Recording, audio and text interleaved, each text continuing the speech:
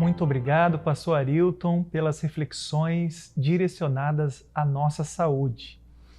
Muito bem, nós estamos aqui mais uma vez com essa linda oportunidade de estarmos falando com o Senhor Jesus nesse momento de oração. Você já me conhece, eu sou o pastor Edley, pastor do Ministério Reencontro aqui no estado de Santa Catarina para a região centro e sul de Santa Catarina. Hoje nós temos alguns pedidos que foram feitos, pessoas que entraram em contato conosco através das redes sociais. Por isso quero já convidar você a entrar em contato conosco, a mandar o seu pedido, os seus agradecimentos e assim colocar diante de Deus e abrir o seu coração diante de Deus e certamente estaremos orando por todos vocês. Todos os pedidos que chegarem nós estaremos orando e alguns que nós temos a oportunidade a gente traz aqui para orarmos então agora de forma em conjunto, de forma intercessória. E nesse momento quero falar para vocês alguns pedidos que foram feitos, pessoas que já entraram em contato conosco, que é o pedido da Fabíola. Ela diz assim, ó: bom dia, obrigado pastor por orar por cada pedido de oração feito aqui.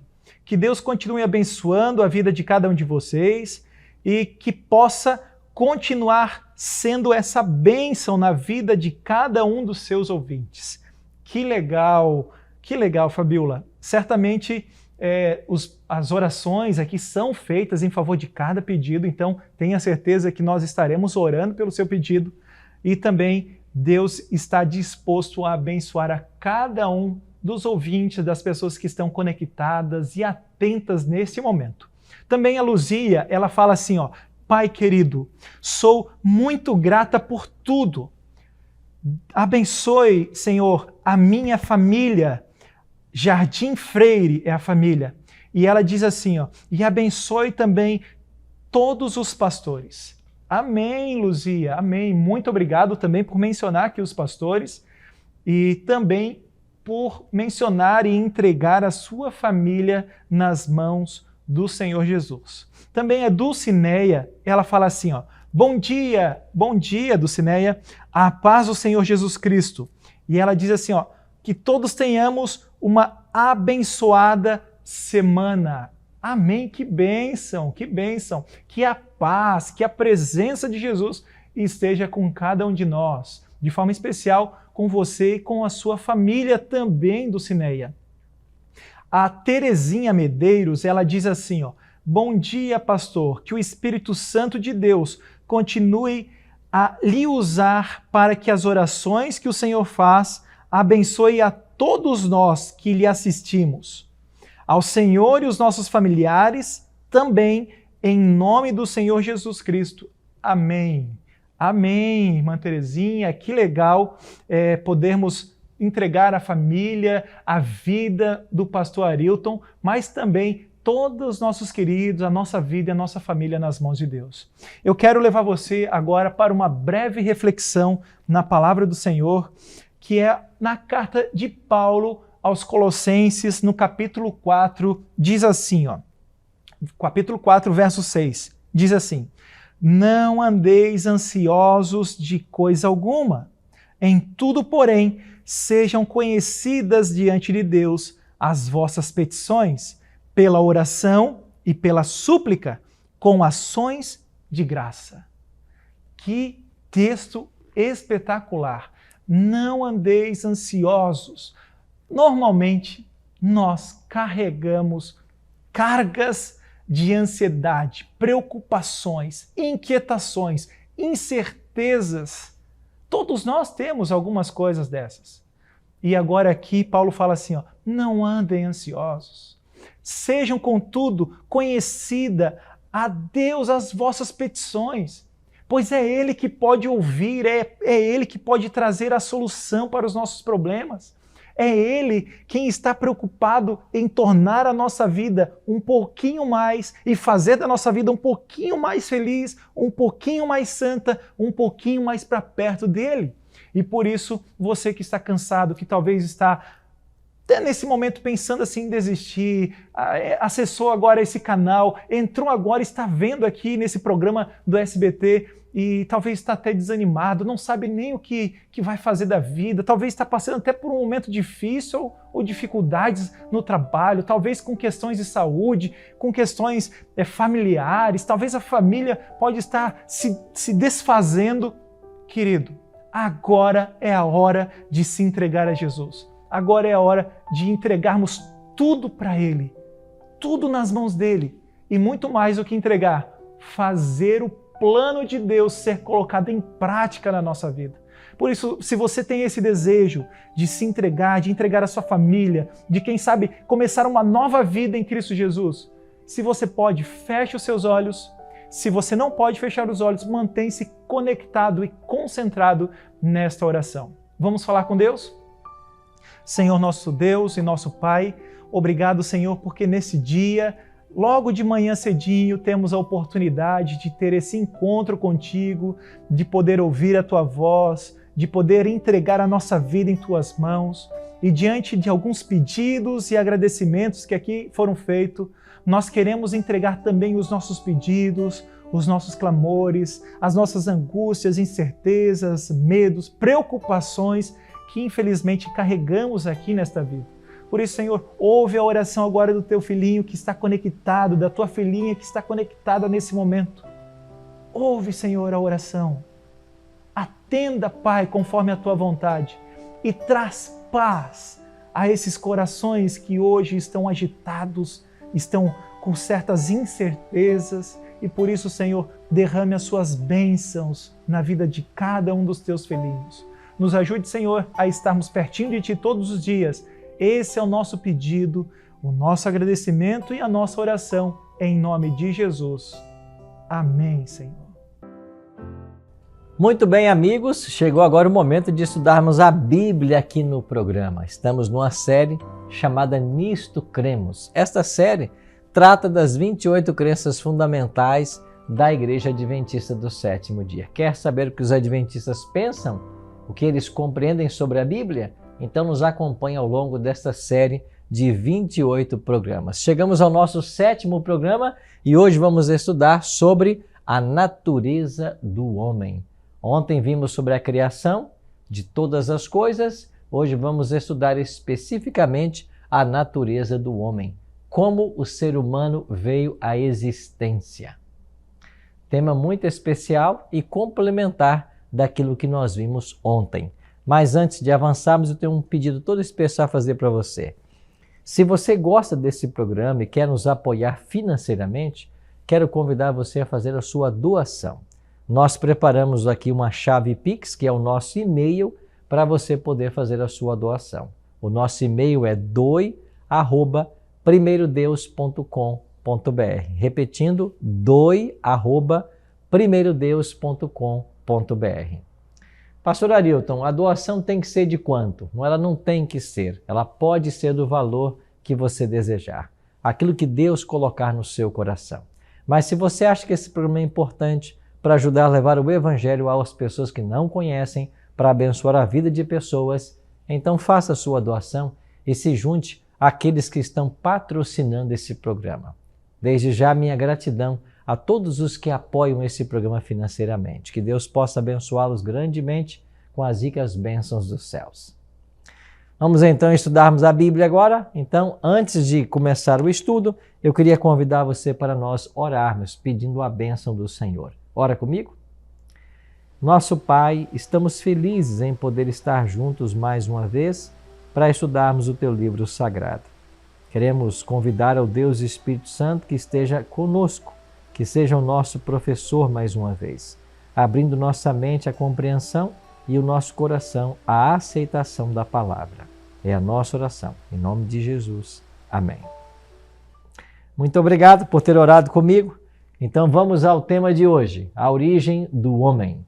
Embora a maioria creia que o homem se originou das formas inferiores de vida animal e é o resultado de processos naturais que se estenderam ao longo de bilhões de anos, semelhante ideia não pode ser, de forma alguma, ser harmonizada com o relato bíblico da criação.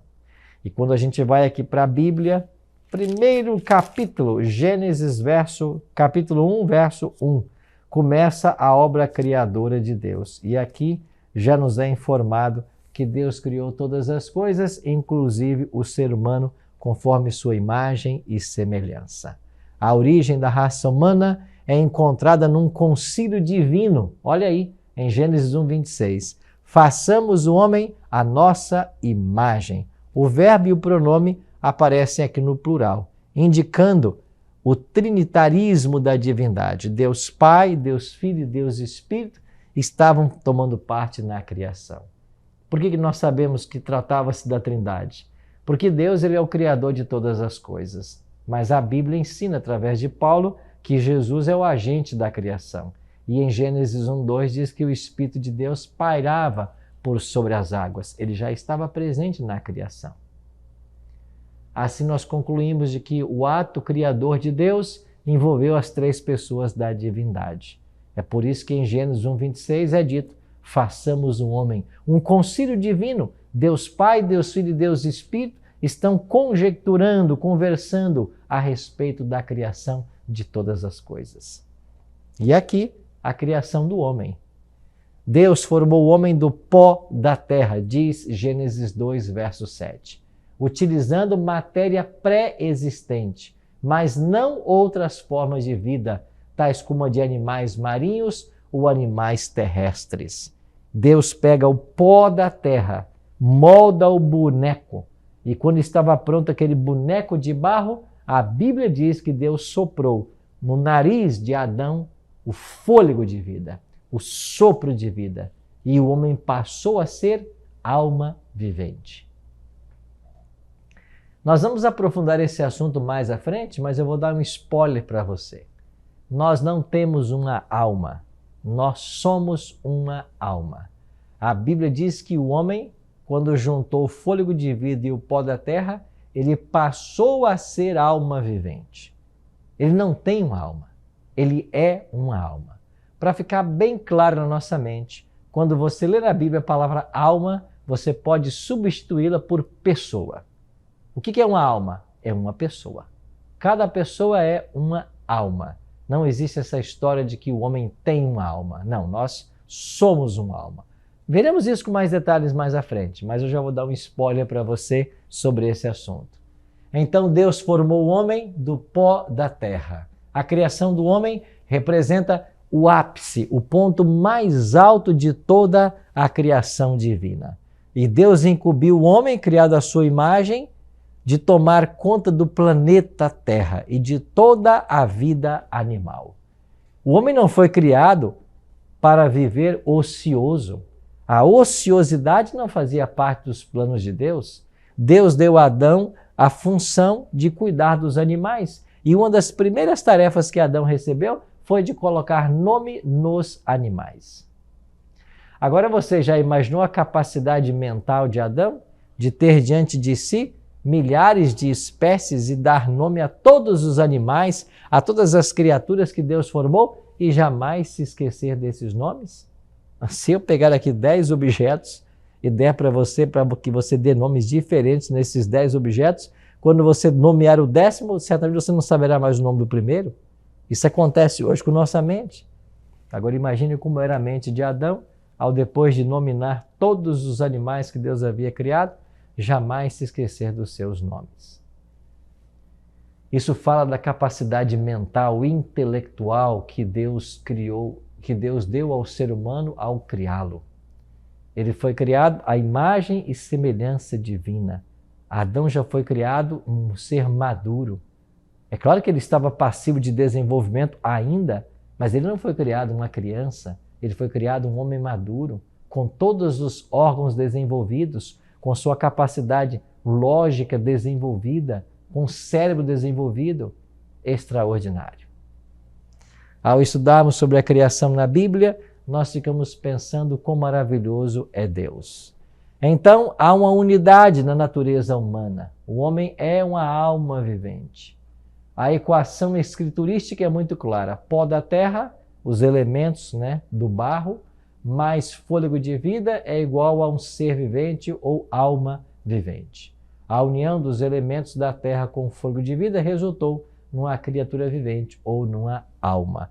Aqui essa imagem traz consigo uma lâmpada e eu gosto de usar essa lâmpada para ilustrar a natureza humana. Você, para ter luz, você precisa não só da lâmpada, como de uma corrente elétrica. Se você tem a lâmpada desconectada da energia, ela não acende. Se você tem um fio elétrico, mas não tem a lâmpada, você não terá luz. Você, para ter luz, precisa da energia e da lâmpada. Assim é o ser humano. Nós temos um corpo e precisamos do fôlego de vida dado por Deus. Apenas quando há a união desses dois elementos é que você tem uma alma vivente, um ser vivente. Então eu e você somos almas viventes. O que mais a Bíblia nos ensina? Esse fôlego de vida que Deus nos dá não está limitado a pessoas. Interessante, né? Todas as criaturas que Deus criou possuem esse fôlego. Todas as criaturas vivas. A Bíblia, por exemplo, atribui o fôlego de vida tanto a animais que entraram na arca de Noé, quanto àqueles que ali não entraram. Então, o mesmo fôlego de vida que Deus soprou para que o homem vivesse, também os animais receberam esse sopro divino. É importante destacar que a Bíblia afirma que o homem passou a ser alma vivente. Coisa alguma no relato da criação indica que o homem recebeu uma alma, alguma espécie de entidade separada que na criação foi unificada ao corpo do homem. Não, é uma unidade perfeita. O significado bíblico da alma, é importante nós olharmos para esse detalhe. A evidência bíblica indica que por vezes nefesh ou psique, que são as palavras hebraicas e gregas, podem referir-se a toda a pessoa, enquanto em alguns outros casos o termo se restringe a aspectos particulares do homem, tais como afeições, emoções, apetites e sentimentos. Tal forma de utilização, contudo, de nenhuma maneira demonstra que o ser humano é composto de duas partes distintas. O corpo e a alma existem em conjunto. Ambos formam uma união indivisível, que não pode ser dividida, que não pode ser separada. Tal como ocorre com ruach, ou ruach, não há coisa alguma inerente à palavra pneuma que possa denotar uma entidade capaz da existência consciente separada do corpo. Então, relembrando, esse sopro, esse fôlego de vida que Deus coloca no homem, ele não é nada consciente separado do homem. O homem só tem consciência na união da matéria com o sopro de Deus. Esse espírito, essa pneuma, essa psique, esse espírito separado do corpo, ele não é nada consciente.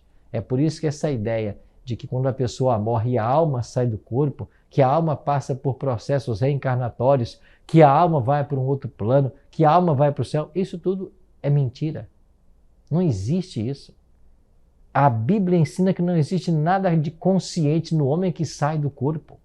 Só há consciência enquanto há o corpo, que é a matéria, que veio do pó da terra, e a razão que nós temos, que é esse sopro de vida que Deus coloca.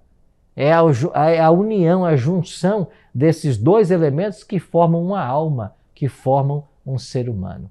O que passar disso, diz a palavra, que seja anátema, seja rejeitado.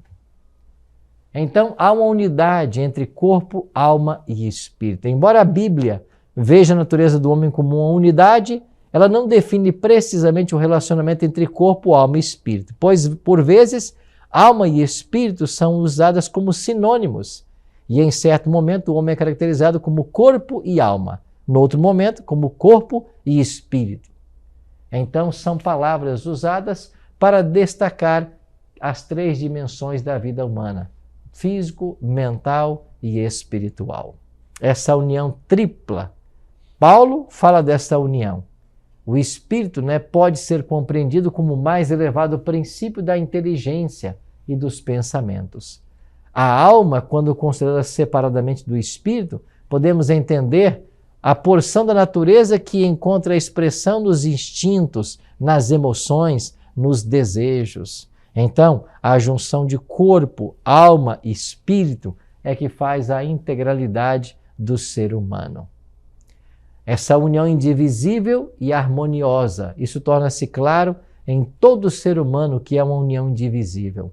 Corpo, alma e espírito funcionam em íntima cooperação, revelando um relacionamento intensamente harmonioso entre as faculdades espirituais, mentais e físicas. Deficiências em uma área criarão embaraços nas outras duas, porque você não pode separar a área física da mental, da espiritual. Nós somos um ser unido, um ser único, com 3 aspectos, com 3 áreas a serem trabalhadas. Outro detalhe é que o ser humano foi criado à imagem de Deus, diferente de todo o resto da criação. Nós fomos formados à imagem e semelhança divina. Muitos têm sugerido que a dimensão moral e espiritual do homem revelam algo a respeito da natureza moral e espiritual de Deus. Uma vez, porém, que a Bíblia ensina que o homem representa uma unidade indivisível de corpo, mente e alma, as características físicas do homem devem também, em certa medida, refletir a imagem de Deus. Esta frase aqui, ela é muito especial, porque muitas pessoas ficam conjecturando a respeito de como é Deus. Em João 4, Jesus disse para a mulher samaritana: Deus é espírito e importa que o adoremos em espírito e em verdade. O fato de Deus ser espírito não quer dizer que ele não seja algo material. Deus é material. Deus é um ser. E esse ser, de alguma maneira, ele se parece conosco. Por quê? Porque ele escolheu nos fazer igual a ele. Então, se nós fomos criados à imagem e semelhança dele, é porque Deus tem alguma semelhança com o ser humano. Então, quando eu penso em Deus Pai, em Deus Espírito, que são os seres da divindade que não possuem natureza humana, eu penso nesses seres com a mesma ideia que eu tenho de Jesus Cristo, que tem natureza humana. Então, ainda que Deus Pai e Deus Espírito não tenham natureza humana como tem Jesus, eu creio que a aparência física deles é semelhante à de Cristo, é semelhante à nossa, porque nós fomos feitos iguais a Ele, a semelhança dele. Não é belo esse raciocínio? Por isso, meus amigos, nós somos convidados a nos relacionar com um Deus que existe, que é um ser pessoal, que é um ser que ama. Criados também para nos relacionar uns com os outros. Nós fomos criados para nos relacionar com Deus e como seres sociáveis.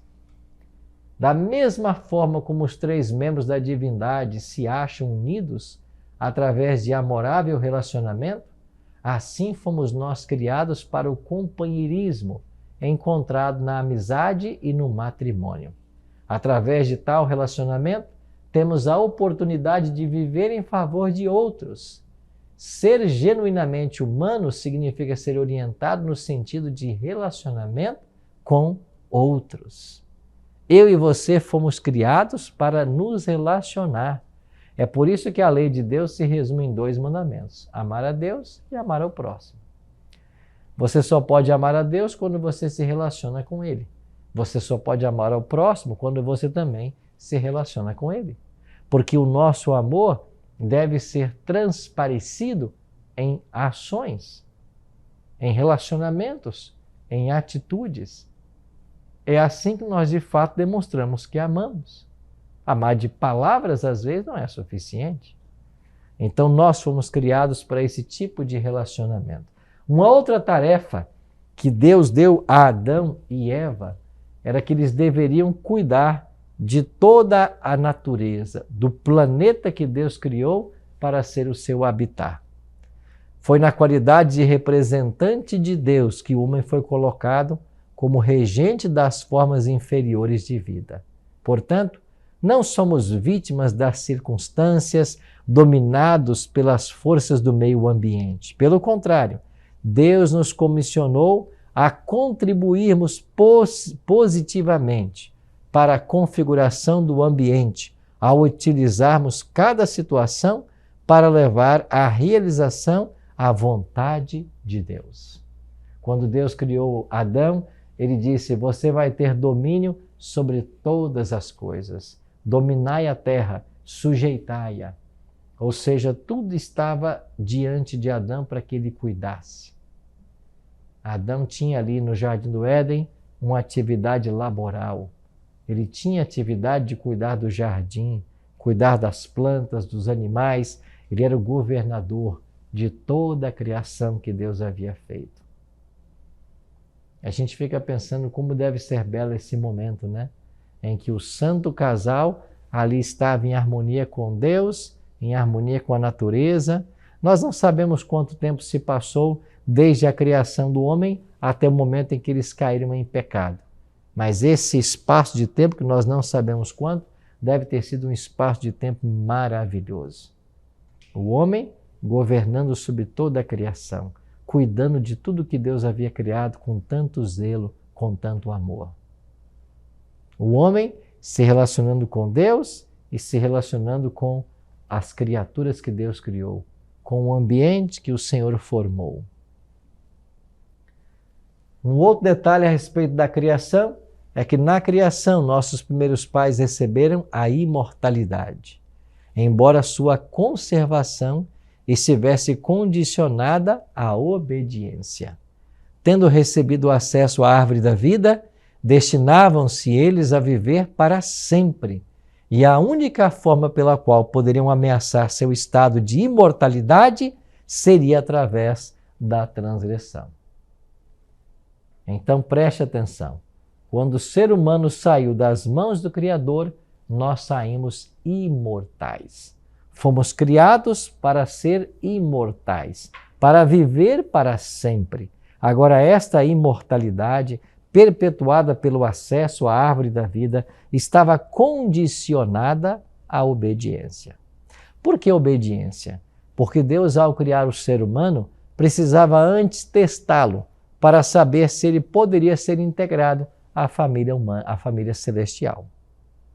Então um teste foi colocado. Lembra do teste? Uma árvore, né? A árvore do conhecimento do bem e do mal. Essa árvore foi colocada como um teste. Se Deus obedecesse, viveria para sempre. Se o homem obedecesse, viveria para sempre. Se desobedecesse, perderia a sua imortalidade. Como Deus disse, no dia em que dela comerdes, certamente morrerás. Foi a advertência de Deus para o santo casal. Então, ao Deus criar todas as coisas, Deus colocou ali uma árvore para servir de teste. Mas o ser humano foi criado originalmente uma imortalidade condicional. E então veio a queda. Como você sabe, Deus deu o teste e os nossos primeiros pais falharam. Deus poderia ter evitado o surgimento do pecado e para tanto bastaria que houvesse criado o universo de robôs. Mas o amor de Deus demandava que suas criaturas tivessem o direito de responder livremente a seu amor. É tal tipo de resposta, e tal tipo de resposta somente é possível quando os seres possuem liberdade de escolha. Aqui a gente começa a equalizar o porquê de Deus colocar um teste no Jardim do Éden. Alguns questionam, né? Por que Deus colocou lá essa árvore? Não podia ter tirado a árvore e deixado que o homem vivesse eternamente, não testado o homem? É o que eu acabei de ler. Deus poderia ter criado um monte de robôs, ser autômatos, seres que obedecessem e fossem programados para obedecer. Mas Deus não quer isso. Deus espera o raciocínio, a resposta lógica, uma resposta de amor. É isso que Deus espera. E para obter essa resposta de amor, Deus demonstrou amor. Deus amava o ser humano. Deus se relacionava. A Bíblia diz que todos os dias, na viração do dia, ou seja, perto do pôr do sol, Deus vinha para se encontrar com Adão e Eva. Então, ao se relacionar com o homem, ao amá-lo, Deus esperava que o homem o amasse em troca. Esse é a essência do verdadeiro amor. Pensa em você, por exemplo, que é um homem casado, uma mulher casada. Você pode forçar seu marido ou sua esposa a amar você? É possível você, pela força, fazer com que os seus filhos te amem? Claro que não. A força é contrária ao amor. Deus esperava que o homem o amasse porque ele o amava. Porque há uma lei no céu que ensina que só o amor desperta o amor. Deus não podia obrigar Adão a obedecê-lo. Isso tinha que ser por amor. Daí veio o teste. Infelizmente, eles falharam no teste. Confiando em seus sentimentos, ao invés de confiar na palavra de Deus, Eva rompeu então sua dependência de Deus. A queda da raça humana, portanto, quer em sua primeira experiência, quer em todas as oportunidades subsequentes, foi caracterizada pela quebra da fé em Deus e em sua palavra. Aqui é bom ressaltar.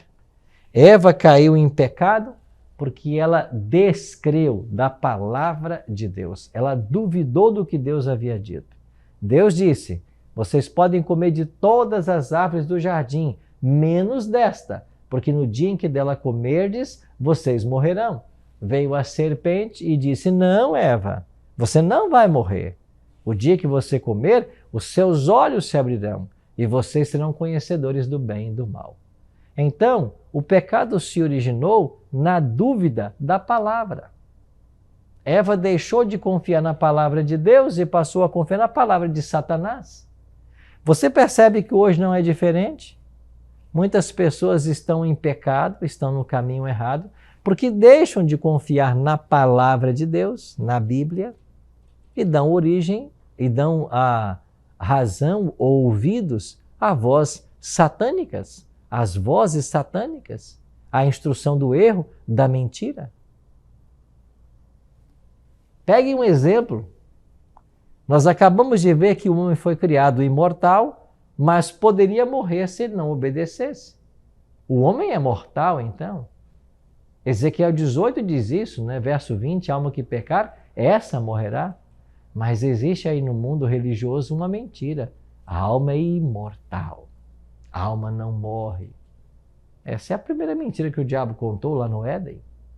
Então, ou você fica com a palavra de Deus, ou você fica com a palavra de Satanás. Você tem que escolher quem você quer ouvir. Você vai ouvir a palavra de Deus? Se você ouvir a palavra de Deus, você não vai cair em pecado. Eva caiu em pecado porque ela escutou a voz do inimigo. Essa é uma lição tremenda para nós cristãos, crentes. Eu tenho que ouvir a palavra do Senhor. Eu não tenho que ouvir o que as filosofias dizem por aí. O que a filosofia diz, o que o ser humano diz. Não, eu tenho que ouvir o que a palavra diz. O que a Bíblia ensina. É por isso que a gente está aqui todo dia nesse programa, para estudarmos Bíblia, para entendermos a vontade de Deus para a nossa vida. Você está entendendo? É o que a palavra diz, não é o que eu digo, não. É o que a palavra diz. A voz do ser humano é impotente diante da voz de Deus. Ela é suprema, ela é a verdade, ela liberta, ela traz vida. É por isso que a gente ama tanto esse livro e todo dia tem que estudá-lo. Assim, as consequências do pecado foram imediatas. E a primeira consequência foi a alteração na natureza humana, porque afetou os relacionamentos interpessoais, não só Adão e Eva, mas Adão e Deus. Primeiro, quando chegou a hora do pôr do sol, e então Deus vinha visitar Adão e Eva, eles não estavam prontos ali para recebê-lo. Eles haviam se escondido. E então Deus pergunta, Adão, onde estás? O que respondeu Adão? Eu tive medo e me escondi. Veja, o medo é uma primeira consequência do pecado. Você se escondeu, Adão? Por acaso você comeu do fruto que eu proibi você de comer? Ah, eu me escondi porque eu estava nu. Quem te fez saber que você estava nu? Você comeu do fruto que eu proibi? Ele havia comido. Então, o pecado primeiro nos separa de Deus. Nos escondemos de Deus. Nos tornamos nus. Essa nudez do homem o assemelha à serpente. Ele ficou parecido com a serpente. O pecado o tornou semelhante à serpente.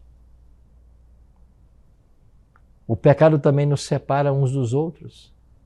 E quando Deus pergunta, você comeu do fruto que eu proibi você de comer? Ele vai dizer assim, não, foi a mulher que o Senhor me deu. Ela me deu o fruto. Ele logo jogou a responsabilidade sobre Eva. A relação entre marido e mulher já não estava boa. O pecado nos separa de Deus e o pecado nos separa uns dos outros. Foi isso que aconteceu com Adão e Eva. As consequências amargas do pecado, da desobediência. Assim, a definição bíblica de pecado o apresenta como transgressão à lei de Deus, uma falha nas ações de qualquer um que sabe que deve fazer o bem e não faz, bem como tudo que não provém da fé. Isso é pecado. O pecado produz culpa, e sob a perspectiva bíblica, culpa significa que alguém que cometeu pecado está sujeito à punição. São as consequências do pecado. O centro do controle se perde. A sede do pecado é aquilo que a Bíblia identifica como sendo o coração. O mesmo que hoje chamamos de mente. Do coração ou da mente procedem as saídas da vida. A história revela que os descendentes de Adão compartilharam da pecaminosidade de sua natureza. E você vai se lembrar que logo, Caim matou Abel. O pecado foi perpetuado nas gerações futuras. Aí estava o pecado, o primeiro homicídio da história. Amigos, quantas coisas a palavra de Deus nos revela. As crianças nascem com tendência para o pecado, todos nós nascemos, mas existe um raio de esperança.